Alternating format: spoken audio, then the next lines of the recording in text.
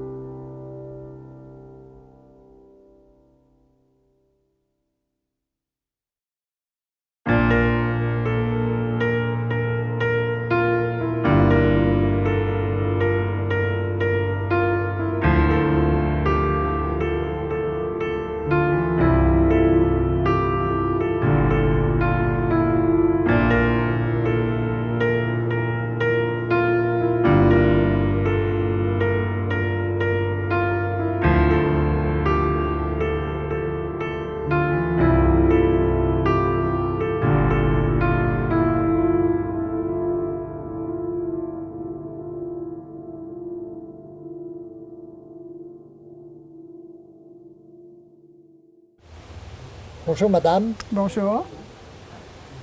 Madame porte 2 chapeaux. Elle est présidente du Club Richelieu et monsieur a mis beaucoup de cœur dans ce club-là. Et en plus, j'ai appris ça dernièrement, a été votre employé. Puis, je m'imagine, un patron, c'est un patron. J'ai dit, il doit n'avoir que des défauts. Elle dit, tu verras. J'ai commencé à travailler chez Marie-Josée le 28 de juin 1961. J'étais très jeune, très gênée. Je connaissais rien. Aujourd'hui, les enfants de 17 ans sont connaissants. Mais dans notre temps, je connaissais pas le monde. Je peux vous dire que les premières années, j'ai trouvé ça un peu difficile. J'ai commencé avec Mme Rolande Saint-Clair-Lavoie, qui était, je la connaissais pas du tout, mais c'est une personne que j'ai beaucoup aimée. Elle était douce, elle avait toutes sortes de qualités. Mais elle pouvait mettre une main de fer dans un gant de velours. Parce que ma 2e journée, je peux-tu faire un petit écart? On a eu un lion qui est entré dans le magasin. Un lion? Un lion. En criant, puis en hurlant, puis en nous traitant de voleurs, puis il a craché à terre en rentrant. Ça fait que moi, je serais morte. C'est pas compliqué, je serais morte. Mais Mme Rolande a mis sa main de fer dans le gant de velours, puis elle a fait comme le monsieur. Dans toute sa douceur, là, elle a fait comme le monsieur, elle s'est mise à crier, comme lui.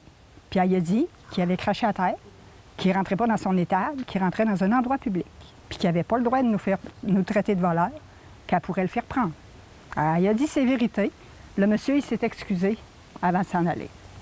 Fait que là, on n'élaborera pas dans l'histoire parce que... Mais en tout cas, c'était comme ça. Elle était pédagogue. Madame, ben c'était...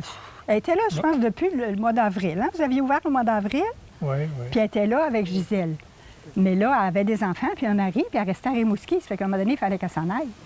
Ça fait qu'il y avait eu un poste d'affiché, je sais pas trop. Moi, j'avais été faire application parce que j'ai su qu'il y avait besoin de quelqu'un, mais il y a sûrement d'autres qui sont allés aussi.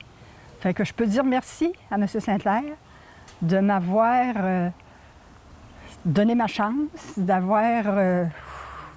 m'avoir fait confiance. C'est surtout ça. Parce qu'il ne m'a pas engagée pour mes compétences, parce que j'en avais pas de compétences. Je connaissais rien, je connaissais pas le magasin, je connaissais pas le monde. C'est difficile de travailler comme ça, là. Il vous a engagé pour votre beauté? Ah, je ne sais pas pourquoi, mais en tout cas, il m'a fait confiance. Ça fait que je peux encore dire merci, merci, merci. Je ne le dirai jamais assez. M. Saint-Clair, c'était un bon patron. Je chialais jamais. C'était toujours correct.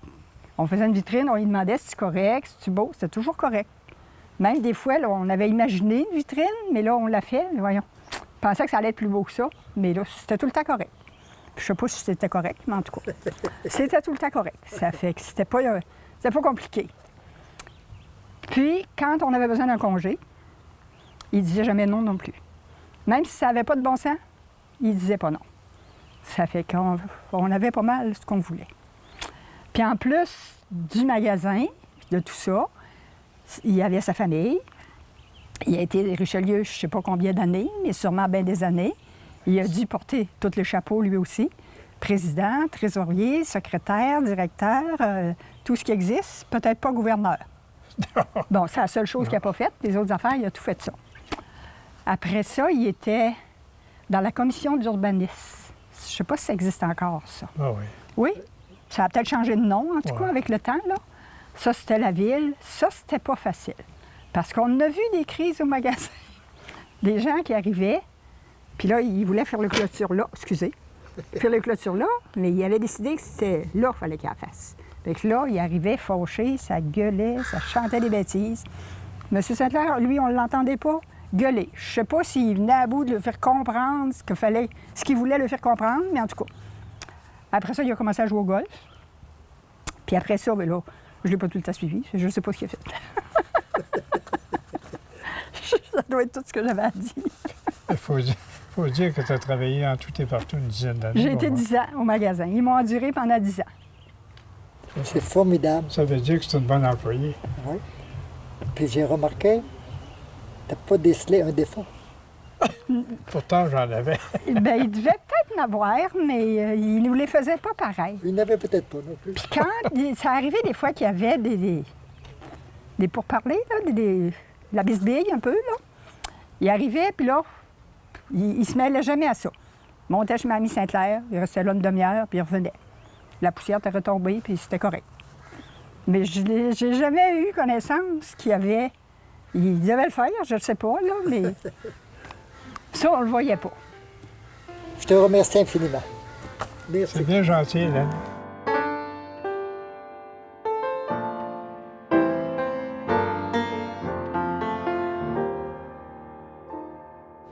Ces deux messieurs, ces deux historiens, ils ont travaillé ensemble, puis les racines, pour vous, c'est très important. Alors, M. Raymond, je vous laisse la parole. Bon, ben alors, moi, pour faire une histoire courte malgré tout, là, en fait, j'ai connu M. Saint-Clair alors qu'il œuvrait à la Société d'histoire et de généalogie de la vallée de la Matapédia. Et lorsque j'ai eu l'occasion d'être plus souvent avec lui, c'était lorsqu'il avait accepté la présidence du conseil d'administration de la société. Là, je ne sais pas qui l'avait recruté, mais M. Saint-Clair, c'est l'homme aux multiples talents et sinon aux multiples facettes. Dans le sens qu'il y a beaucoup de cordes à son arc. Tu sais, en fait, il y a beaucoup de centres d'intérêt, monsieur. Et lorsqu'il s'est investi dans la Société d'histoire, je ne sais pas qui l'avait recruté. Je ne sais pas si c'est Mme Thérèse Gagné qui est allée le recruter en disant, ben en fait, t'es parfait pour la Société d'histoire, tu as l'intérêt qu'il faut. Et puis, c'est vrai que M. Saint-Clair, il y avait beaucoup beaucoup d'intérêt. Et lorsqu'il a pris la Société d'histoire, il l'a pris aussi lorsqu'elle était, en fait... Dans ses premières... dans ses premières années, hein, en fait, elle était... et puis, les finances n'étaient pas très hautes, mais il a eu la sagesse. C'est ça qu'il a eu. Il a eu la sagesse d'ouvrir la société à la nouveauté, c'est-à-dire, il l'a ouvert vers un avenir, dans le sens qu'il a misé beaucoup sur l'importance de l'électronique, les ordinateurs. C'est lui qui, en fait, a dit, en fait, un ordinateur, c'est pas assez, puis il faut qu'il soit assez puissant pour que les gens qui s'intéressent à l'histoire locale, bien qu'ils aient les outils pour travailler. Alors, il a été à la présidence pendant une dizaine d'années. Hein? Oui, 10 ans exactement. 10 ans exactement. Bon, ben c'est ça. Et puis, c'est là que j'ai eu l'occasion de le rencontrer, puis de le connaître un peu plus. M. Sinclair, c'est un type qui est toujours de bonne humeur. Du moins, lorsque je le rencontrais, il était toujours de bonne humeur. Il aurait dû fonder un club des optimistes. Parce que, en fait, il disait, il y avait pas vraiment de problème. Là, en fait, il y avait toujours une solution à quelque part. C'était ça c'était sa dominance. Et puis, bien, ce que j'en retiens globalement, c'est que M. Sinclair, il a été disponible un coup à retraiter après ses années dans le commerce, dans les différentes boutiques, je pense, de linge pour dames, ou quelque chose comme ça. Bien, il s'est investi beaucoup dans la communauté.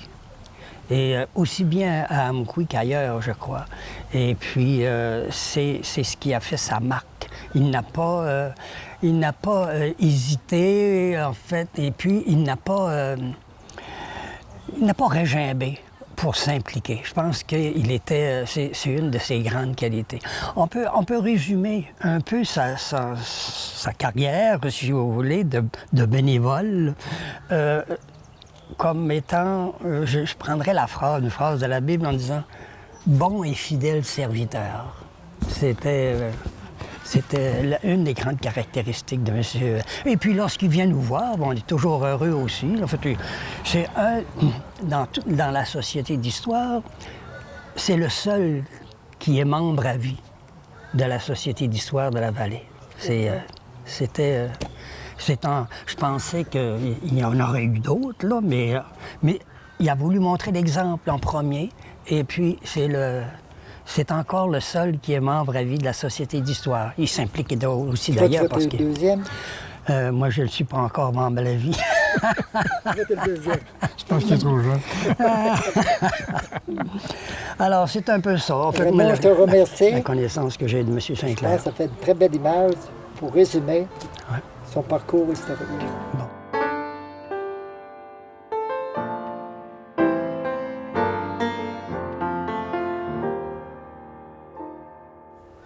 Bonjour, M. Claude. Bonjour, M. Lenuel. Vous êtes à côté de votre père Oui, et vous avez un petit mot à dire. oui. Ben, ça fait au-dessus de 60 ans que je le connais. 60 ans. Oui. Puis il nous a toujours aidés. Quand il travaillait, on manquait de rien. On n'avait pas peur, on manquait pas de rien. On était capable de... Je veux dire, on s'arrangeait à ce qu'on avait. Bon. Et s'il y a une autre qualité, à part sa générosité? Ben, il se dévouait. C'est sûr que là, t'es sûr que c'est moins pire, mais je veux dire, dans le temps, il se dévouait pas mal. Il se dévouait pour nous autres, il nous aidait beaucoup. Il vous aidait beaucoup. Oui. Te souviens-tu quand tu avais 10-12 ans, là, est-ce qu'il s'amusait un peu avec vous?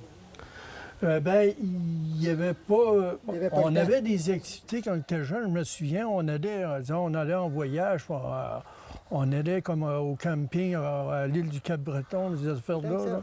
On allait se promener, c'était agréable. On avait une petite tente roulotte, c'était pas gros. J'étais avec ma sœur Hélène, Josée, puis en tout cas, on était pour une petite tente roulotte, on se débrouillait pas mal, en tout cas. Vous faites d'autres voyages à part du Cap-Breton? On était en Gaspésie, l'île du Prince-Édouard. En tout cas, on avait une petite voiture blanche, pas une grosse voiture, on était embarqués à la gang là-dedans. Avec une petite tente roulotte, pas trop grosse non plus. Les pneus, c'était pas gros non Tout plus. était compact. Oui, c'est ça. On s'arrangeait assez bien. T'entendais-tu bien avec tes sœurs, tes frères? Oui, c'est sûr, on est tout quand même quelque chose, mais en général, ça allait bien, on s'entraidait. D'après toi, Oui. quel héritage que ton père, il va mourir peut-être dans 30 ans, mais pas avant ça, mais quel héritage qu'il va te laisser? Qu'est-ce qu'il te laisse? Quel souvenir que tu vas avoir de ton père? L'amour, L'amour. beaucoup d'amour. Beaucoup d'amour. Qui se manifeste comment? Puis, parce que disons que j'avais un problème, j'y en parlais, puis il m'aidait, il venait, il disait je vais t'aider là-dessus. On prend, comment je te dirais ça comme exemple? C'est sûr que c'est dur à en parler. Comme quand j'ai eu des problèmes au parc Rostand, bien, il s'est dévoué, il y avait des réunions pour voir ça, pour que j'aie la chance de reprendre un travail que j'aimais beaucoup, que j'avais à cœur. C'était une grosse épreuve pour toi. Oui, c'était une grosse épreuve pour moi. Je me souviens parce qu'on en avait parlé un peu. Oui, c'était une grosse épreuve, mais lui, il allait des réunions. Puis quand il y avait des réunions là, à ville, moi, je ne pouvais pas y aller parce que ça faisait mal. Puis lui, il allait pour moi avec d'autres amis. Là. Je ne me souviens pas de tous les amis. Puis il se dévouait là-dedans. Je veux dire, il allait là pour m'aider, pour me protéger puis pour m'aider en même temps. C'est un très bel héritage qu'il te laisse. Moi. Puis tu t'es rarement chicané avec ton père? Non. C'est bon, je m'en rappelle pas. À moins que je fasse de... Moi, t'es menteur un peu. Ça se peut, ça se peut. T'es pas menteur. Non, je force la vérité.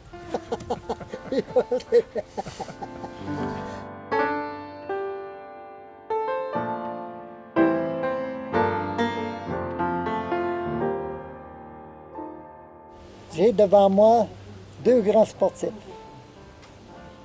pour la plupart des sports.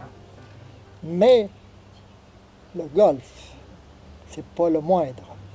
Alors Claude, il a été président. Il est d'accord. Il est encore président. On marche et félicitations. Merci. C'est encore parce que je sais que tu as travaillé très, très fort.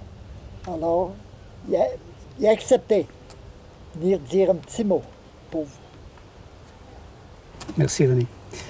Ben, d'abord, si on veut parler de la personnalité de Benoît, je l'appelle Benoît, même si je lui dois le respect, mais je ne peux pas faire autrement, tellement c'est un homme simple, c'est un homme soucieux du bien-être des gens. Comme le disait Yvan tout à l'heure, c'est un homme qui a été impliqué énormément dans sa communauté, à divers niveaux. C'est un homme qui inspire le respect, parce que lui-même respecte les autres. C'est un pince sans rire, un homme qui a un excellent jugement. Il sait reconnaître aussi les autres, la part de ce que les autres peuvent apporter. Et là-dessus, j'ai une petite anecdote.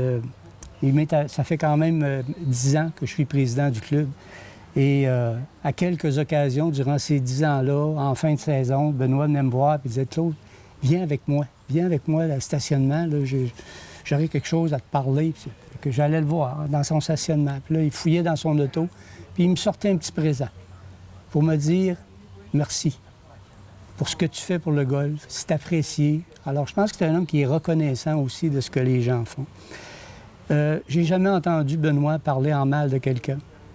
J'ai toujours trouvé que c'était un homme positif qui allait vers l'avant. Bref, je pense qu'il y a un mot qui résume tout ça, c'est un gentleman. C'est un grand gentleman. Un grand personnage de notre communauté. Si je parle de ses implications aussi, surtout pour le club de golf, Benoît a été, comme on l'a mentionné tout à l'heure, un des fondateurs du club de golf, un des premiers administrateurs. Et je vous dirais que dans les années 67-68, il fallait qu'on soit un pionnier et un visionnaire pour penser, durant ces années-là, implanter un club de golf dans la région. Et on connaît la suite. Ce club-là est devenu un des clubs, un des équipements sportifs les plus reconnus dans l'Est du Québec, un des plus beaux terrains. C'est un équipement qui permet aux gens de pratiquer un sport qui a été apprécié par plusieurs générations depuis 1968. C'est un équipement aussi qui travaille, qui sert au développement touristique de la région, développement économique. sans oublier les jeunes qui ont été initiés au golf et qui ont, avec les années, performé dans le sport, ainsi que les organismes à but non lucratif, socio-économiques du milieu, qui ont organisé des tournois par le biais de cet équipement sportif-là pour recueillir des sommes phénoménales pour le bien-être de la communauté, que ce soit en santé, que ce soit au niveau économique, que ce soit pour le bien-être des jeunes défavorisés, etc. Donc, moi, je reconnais Benoît comme un visionnaire au niveau de l'implantation de cet équipement-là, majeur pour la région. On a parlé tout à l'heure de ses aptitudes de golfeur. C'est vrai que c'est un bon joueur de golf. J'ai eu l'occasion de jouer avec lui à plusieurs occasions. C'est toujours un plaisir de jouer avec Benoît. Puis, Benoît a toujours eu un souhait, c'est de jouer son âge au golf. C'est sûr que dans les années 70, c'était difficile parce qu'il aurait fallu qu'il joue presque le par, là, la normale. Mais plus ça allait, quand il est devenu octogénaire, bien là, c'était un peu plus facile. Hein? 84, 85, 86, oui, il a réussi à jouer son âge. Et les gens qui connaissent le golf savent que jouer 85 ou 86 au golf, il faut le faire.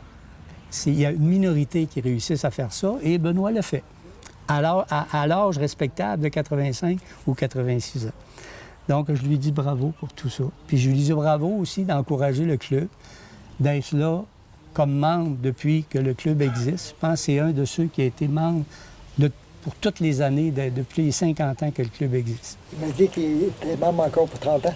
Ah! Écoute, je pense que je vais t'approuver là-dessus. Mais il y a quelque chose aussi qui est plaisant chez Benoît, c'est son humour. Un pince sans rire. Puis là-dessus, j'ai une anecdote à vous conter. Il y a 3-4 ans, on était à l'Assemblée générale du club, et comme je me représentais comme président, hein, sans doute pour dénouer l'atmosphère un peu, il vient me voir avant l'Assemblée, puis il dit « Claude, il dit, j'ai une petite histoire pour toi. » Je dis « Ouais », il dit « Oui. » Il dit « C'était un gars, il dit, qui était président d'un club de golf toute sa vie, puis il dit là, il était à l'article de la mort, puis sa femme l'accompagnait dans ses derniers moments de vie, puis sa femme, là, il a un moment donné, il n'en pouvait plus, il a demandé à sa femme, « Tu m'as-tu déjà trompé dans notre vie? » Sa femme a dit oui 3 fois. « Ah ouais? » Ouais. Il dit, la première fois, il dit, c'est quand on a eu notre premier enfant. Il dit, tu sais comment que j'ai eu de la misère à accoucher, comment que ça a été difficile. Je ne pouvais pas ne pas remercier le médecin, le gynécologue qui m'avait accouché. La deuxième fois, elle dit, c'est quand tu as fait ton infarctus à l'âge de 55 ans.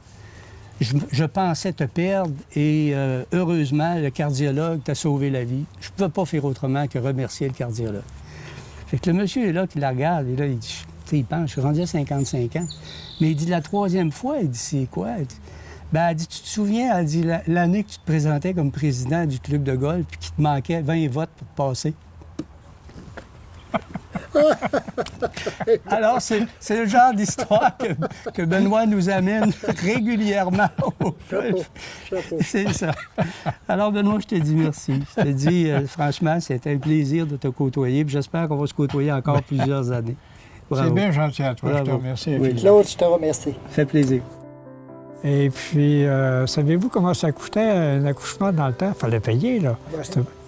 Ça coûtait 35 $.